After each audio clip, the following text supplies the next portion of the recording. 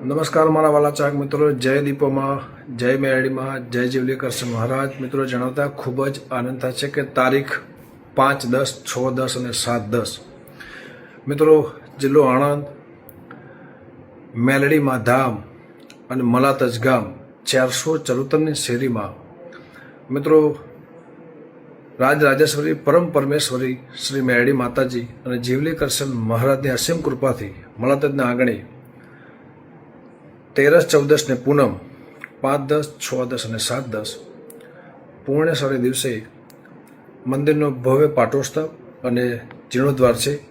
તો આ શુભ પ્રસંગે ભુવાજી શ્રી રાજાભાઈ લક્ષ્મણભાઈ અને અંકિતભાઈ રાજાભાઈ એમના આમંત્રણને માન રાખીને હું પણ આવી રહ્યો છું.